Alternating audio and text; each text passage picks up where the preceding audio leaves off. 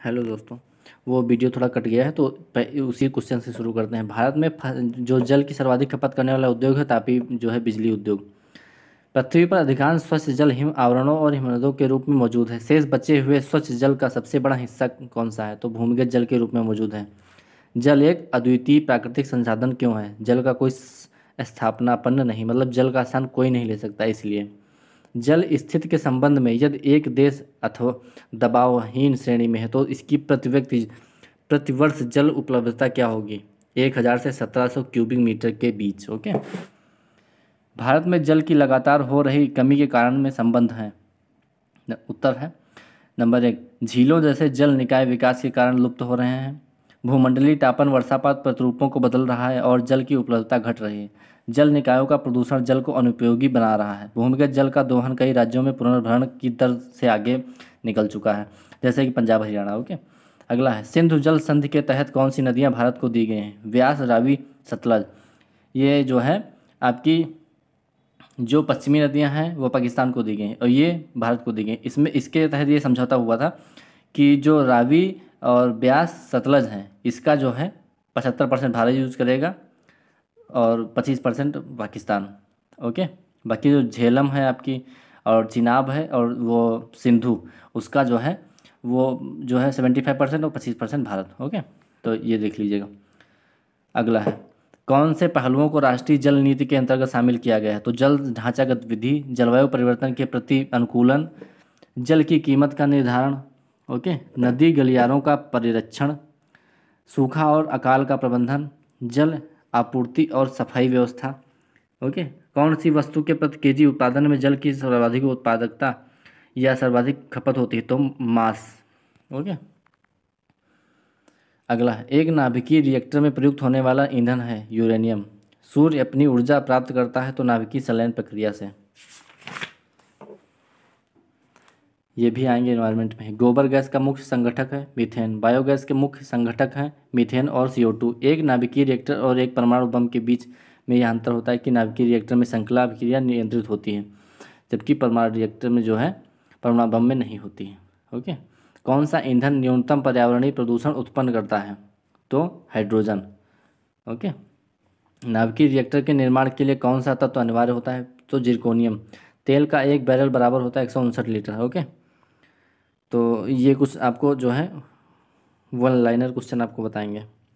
विश्व जो है वैश्विक तेल कीमतों के संदर्भ में ब्रेंट कच्चा तेल लगातार समाचारों में बना रहता है। इस शब्द का आशय है इसके स्रोत उत्तरी सागर में मौजूद हैं। ओके। वैश्विक ऊर्जा उत्पादन में जल शक्ति सहित सभी नवीकरणीय स्रोतों का प्रतिशत योगदान कितना है? तो 5% से कम। 2017 का ये डाटा था, अभी का डाटा कोई उपलब्ध नहीं है। कौन सा देश भूतापीय ऊर्जा से सर्वाधिक अपनी 25% बिजली का उत्पादन करता है? तो ये आइसलैंड है। ओके। हाइड्रोजन को ईंधन के रूप में प्रयुक्त करने के संबंध में मुख्य समस्या क्या है? तो हाइड्रोजन को उत्पादित करने के लिए ऊर्जा बहुत ज़्यादा खर्च होती है, जितना उत्पादन नहीं उससे ज़्यादा खर्चा हो जाता है। मिट्टी में लवणता घटाने के लिए जल में कौन सी हाल ही में खोजी गई विधि है? तो मिट्टी पर भूसी का बिखराव करना। हाल ही में पाया गया कि मिट्टी की अम्लीयता को बढ़ाने का क्या कारण है? तो क्षारों का निक्षालन होना। एक नया जैव उर्वरक है तो नील हरी शैवाल, ब्लू ग्रीन एल्गी। ओके।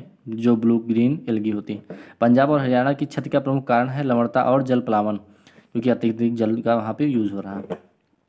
मृदा की उर्वरता में सुधार किया जा सकता है तो जीवित केंचुओं को मिलाकर। कौन सा उपागम जैव तकनीकी की श्रेणी में आता है? तो औद्योगिक प्रसंस्करणों में से प्राप्त किए गए पदार्थों या जीवों का प्रयोग। भारतीय किसान टर्मिनेटर बीज तकनीक के आगमन से नाखुश, क्योंकि इस तकनीक के द्वारा जो उत्पादित बीज हैं ऐसे बीजों को जन्म देते हैं जो जीवक्षम बीजों के निर्माण में असमर्थ होते हैं, यानी कि अगली जनरेशन उनकी खराब होती है। कौन से कृषि पद्धति को पर्यावरण के अनुकूल माना जाता है? तो जैविक खेती को। ओके। अगला है, भारत में हरित क्रांति के जनक माने जाने वाले नॉर्मन बोरलॉग किस देश के थे? United state of America. ये मैक्सिको के थे लेकिन वहीं पे आते हैं। जेनेटिक इंजीनियरिंग अनुमोदन समिति का गठन किसके अंतर्गत किया जाता है? पर्यावरण संरक्षण अधिनियम 1986 के अंतर्गत। वैश्विक भूमि क्षेत्रफल में अपजीवित भूमि का परसेंट लगभग कितना है? तो 25%। मृदा अपक्षीणन का कौन सा प्रकार सर्वाधिक क्षेत्र को प्रभावित करता है? तो जल अपर्दन। पश्चिमी देशों में DDT पर क्यों पाबंदी लगा दी गई है? तो यह पर्यावरण में बहुत ज़्यादा समय तक रहता है, इसलिए। परितंत्र में एक बार शामिल होने के बाद इनमें से किस जीव में DDT की DDT की मात्रा सबसे अधिक पाई गई तो मवेशी जो होते हैं जानवरों के, क्यों चारा भूसा ये सब खाते हैं दुनिया भर का, तो उनके में हो जाता है। ओके। शीशा जो खाने अथवा सूंघने किसी भी रूप में स्वास्थ्य के लिए हानिकारक है। पेट्रोल में शीशे को मिश्रित करने की प्रक्रिया पर रोक लगाने के बाद अभी शीशा विषाक्तीकरण की और क्या क्या स्रोत हैं, तो प्रगलन इकाइयाँ और रंग में इनका यूज होता है। रंग में शीशा होता है इसलिए चेहरे पर रगड़ दो कस के कट जाता है। पुराने और प्रयुक्त कंप्यूटर या उनके पुर्जों के असंगत व्यवस्थित हिस्सों के सही प्रकार से निस्तारण नहीं होने के कारण इनमें से कौन सा जो ई अपशिष्ट वायुमंडल में फैलता है, तो वो है आपका बेरिलियम, कैडमियम, क्रोमियम, मरकरी, सीसा, इतने चीज़ें फैलती हैं। कई घरेलू उत्पाद जैसे कालीन अथवा कमरे का सामान बनाने में ब्रेमिनेटेड ज्वालामंदकों का प्रयोग किया जाता है। इसके इस्तेमाल में क्या परेशानियां हैं, तो उनमें पर्यावरण में निम्नीकरण को प्रति उच्च प्रतियोगिता उत्पन्न करती हैं। वो मनुष्यों और पशुओं में संचित हो सकते हैं। ओके, जो कई बीमारियों का कारण बनते हैं। अगला है विश्व स्वास्थ्य संगठन योजनाबद्ध DALY की अवधारणा पर ध्यान देते हुए कौन सा वक्तव्य सही है, तो ये इसमें ये था, मैंने ऑप्शन हटा दिया और मेनली लिख दिया आपके लिए। या एक जो है मापी है जो मृत्यु संख्या और मृत्यु दर के बोझ को एक संख्या में मिला देती है, या इस बात की गणना करता है कि कितना स्वास्थ्य जीवन नष्ट हुआ है। ओके, दुनिया में भर में पर्यावरण संबंधी कारणों से मृत्यु का क्या प्रतिशत है, 12%। बांग्लादेश का हजारीबाग जो विश्व के 10 सबसे प्रदूषित जगहों में शामिल है, किसके लिए प्रसिद्ध है, तो ये चमड़ा बनाने के कारखाने के लिए। ओके, नगरीय कचरे का कितना % हिस्सा अनुमोदित तौर पर जैविक और खाद बनाने में प्रयुक्त होता है, 50%। किस प्रकार का कचरा सरकारी नियम कायदों के अंतर्गत आता है, तो निर्माण कार्य से उत्पन्न कचरा, खतरनाक कचरा, बायोमेडिकल कचरा और ई कचरा। ई कचरा से मतलब है कि कंप्यूटर, लैपटॉप और जो मतलब बाकी इलेक्ट्रॉनिक्स होते हैं। ओके, अगला है उत्पादकों के अतिरिक्त जिम्मेदारी EPR का मतलब होता है, तो इसमें है उत्पादक अपने उत्पाद को उसके जीवन काल के अंतिम समय में वापस ले लेगा। उत्पादक उत्पाद के संचय, पुनर्वर्तन और अंतिम निस्तारण तक का पूरा खर्च उठाएगा। उत्पादक को अपने उत्पाद के प्रकृति की संपूर्ण जानकारी देनी होगी। ओके, अगला क्वेश्चन है सतत जैविक प्रदूषण जो प्रदूषक होते हैं इनमें से किस करार में शामिल है, तो स्टॉकहोल्म संधि। ओके, प्राथमिक वायु प्रदूषक हैं तो पार्टिकुलेट पदार्थ, ये जो है बहुत ज़्यादा PCS के क्वेश्चन में भी पूछा जाता है। तो पार्टिकुलेट जो पदार्थ हैं इनमें जो है कठोर कण और तरल निलंबन दोनों शामिल हैं। मृदा कण, कालिख, सीसा, एस्बेस्टस और सल्फ्यूरिक एसिड की बूंदें इसके उदाहरण हैं। कार्बन और नाइट्रोजन की ऑक्साइड्स एवं सल्फर ऑक्साइड, मीथेन और बेंजीन जैसे हाइड्रोकार्बन्स आते हैं।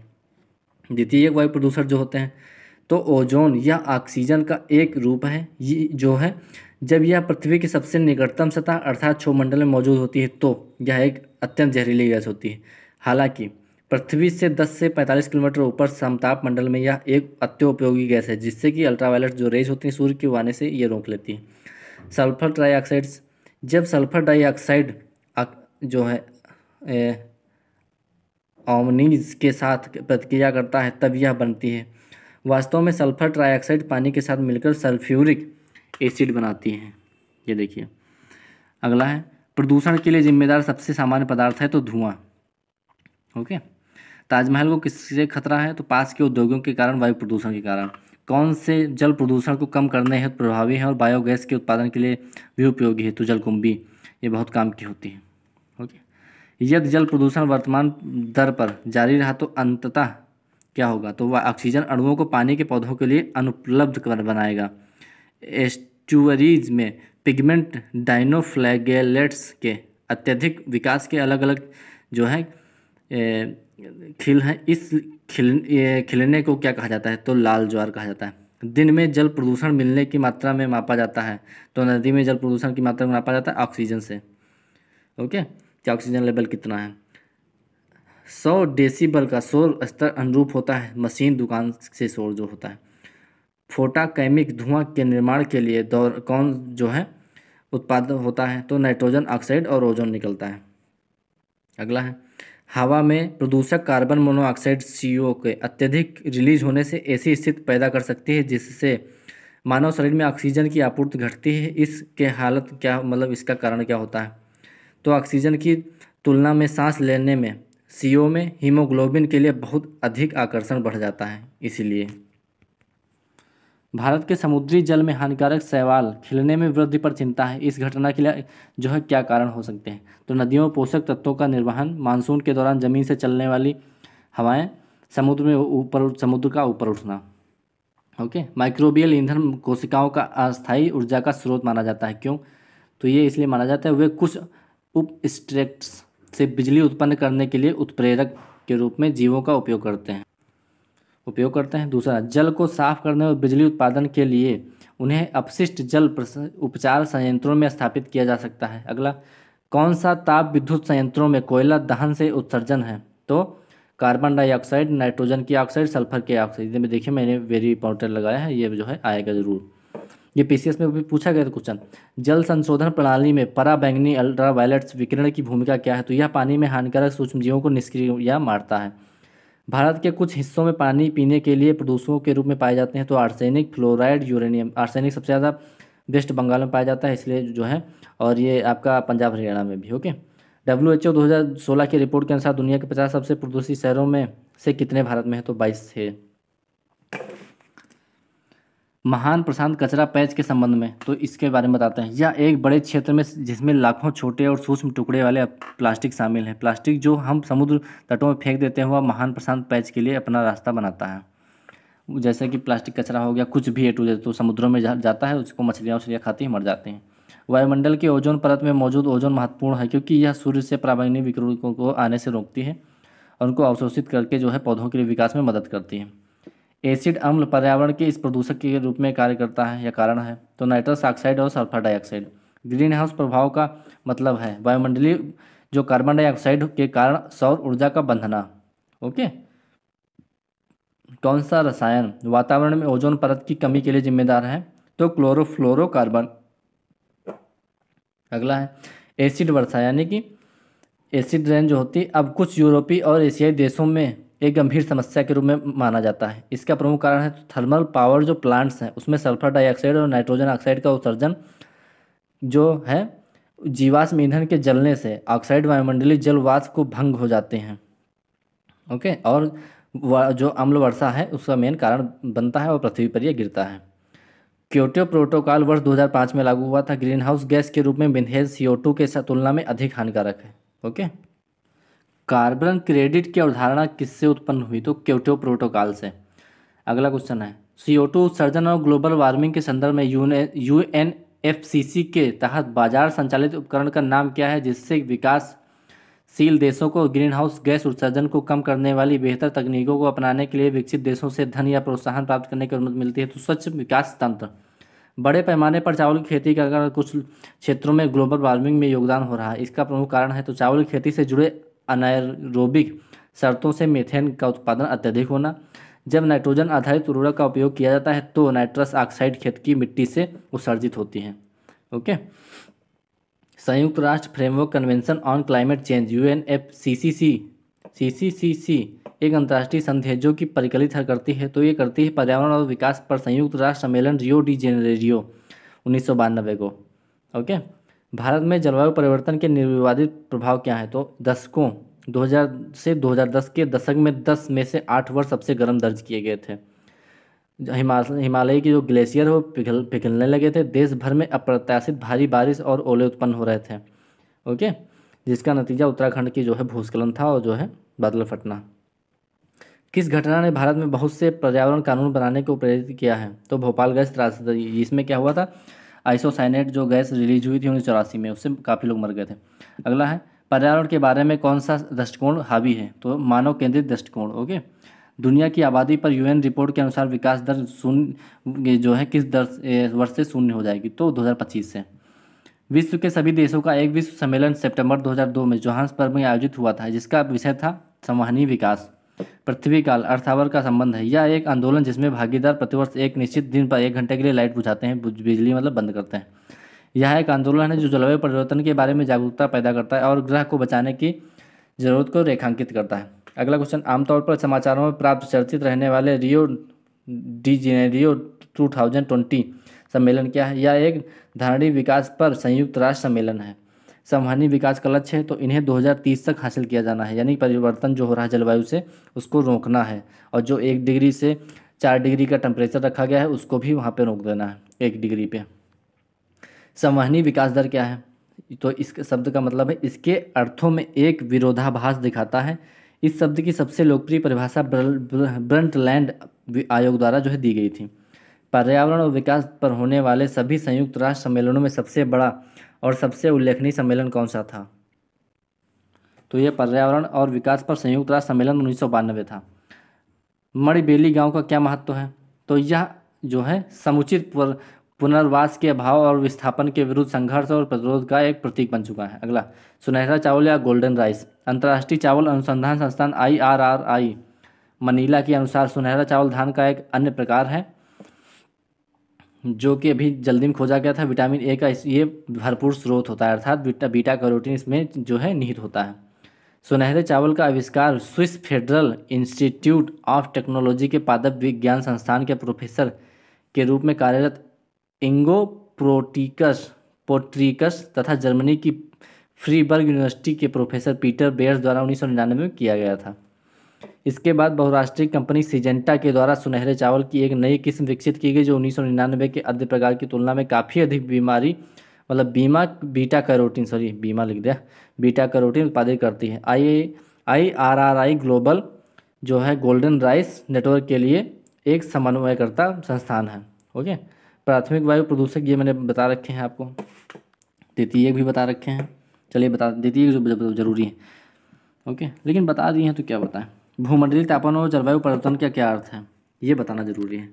तो भूमंडलीय तापन से आशय पृथ्वी के औसत सतही तापमान में वृद्धि होना है, जबकि जलवायु परिवर्तन का अर्थ पृथ्वी अथवा पृथ्वी के किसी भाग के जो है जलवायु में दीर्घ अवधि के लिए परिवर्तन होना है।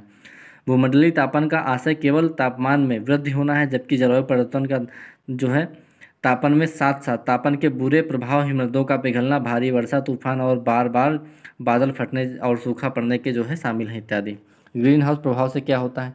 तो जब अधिक ग्रीन हाउस गैसें वातावरण में पहुंचती हैं तो वातावरण में अधिक ऊष्मा अवशोषित होती और पृथ्वी सामान्य की अपेक्षा गर्म हो जाती है। औद्योगिक क्रांति की शुरुआत से ही हम वातावरण में अधिकाधिक ये ग्रीन हाउस गैसें उत्सर्जित कर रहे हैं और इसके परिणाम स्वरूप औसत भूमंडलीय तापन बढ़ रहा है और इससे ही भूमंडलीय तापन कहते हैं। अगला है ग्रीन हाउस गैसें कौन कौन सी हैं और 37 गैसों की मुख्य स्रोत क्या हैं? तो ग्रीन हाउस गैसों की मुख्य जो है 30+ गैसें हैं, परंतु मुख्य गैसें carbon dioxide, methane, nitrous oxide हैं। मानवीय कार्यकलापों के कारण इन 3 गैसों की जो सघनता है एकदम से तीव्र गति से बढ़ी है। जीवाश्म ईंधन जलाने, भूउपयोग परिवर्तन, बढ़ती सघन जो है खेती, आबादी प्रमुख इसका कारण हमारे पर्यावरण में जलवाष्प, ओजोन, सल्फर जो है डाइऑक्साइड, हेक्सा फ्लोराइड और CFC कार्बन इसके प्रमुख कारण हैं। CO2 से क्या दिक्कत है? तो कोयला प्राकृतिक गैस CO2 से मतलब कहाँ से निकलती है? तो गैस, तेल, ठोस अपशिष्ट, लकड़ी, ETC को जलाने से, यह जो है कभी रासायनिक क्रियाओं सीमेंट के निर्माण से भी निकलती है।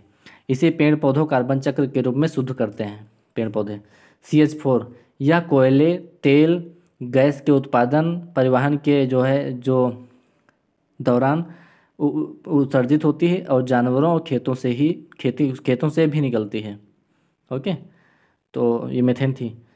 N2O नाइट्रस ऑक्साइड खेती से निकलती है। औद्योगिक क्रियाएं हैं, जीवाश्म ईंधन मीथेन की अपेक्षा इसमें ऊष्मा को अवशोषित करने की अधिक क्षमता होती है, लेकिन यह वातावरण में बहुत कम होती है। फ्लोरिनेटेड गैसें या F गैसें, तो F गैसें मानव निर्मित होती हैं। इन गैसों का परिवार है जो कि F गैसों का, तो जिनका भूमंडलीय तापन प्रभाव CO2 की तुलना में 23,000 गुना अधिक होता है और इनका उत्सर्जन जो है तेजी से बढ़ता जा रहा है। जलवाष्प एक प्रभावीकरण गैस नहीं है, लेकिन वातावरण में अपनी सूक्ष्म मात्रा के रूप में इसका प्रभाव जो है कम रहता है थोड़ा। अगला, हार्म CO2 उत्सर्जनों पर ध्यान क्यों केंद्रित किया गया है? तो इसके 2 मुख्य कारण। 1750 में CO2 ने सर्वाधिक जो है तापन किया है। अन्य ग्रीन हाउस गैसों के जो वातावरण में कहीं कम जो है मात्रा में, उसमें जो बहुत ही धीमी वृद्धि हो रही है। ओके, अगला है CO2 वातावरण में सैकड़ों अथवा हजारों वर्षों तक भी रह सकती है। मानवीय क्रियाकलापों के परिणाम स्वरूप उत्सर्जित हुई अन्य प्रमुख जो ग्रीन हाउस गैसें हैं उनकी तुलना में, ओके, जो आज हम अपनी कारों ऊर्जा संयंत्रों में उत्सर्जन कर रहे हैं वह हमारे जो है आगे आने वाली पीढ़ियों के लिए नुकसानदायक होगी। वातावरण CO2 का स्टैंडर्ड जो है ppm में दिखाएंगे, तो 1750 में कितना था, 280 ppm था। 1959 में कितना हो गया, 315.97 ppm। उसके बाद में 1992 में 355.57 ppm, 2010 में 389.85 ppm, 2014 में हो गया 398.61 ppm, उसके बाद 2015 में 400.83 ppm हो गया। ओके, मिलते हैं नेक्स्ट वीडियो में।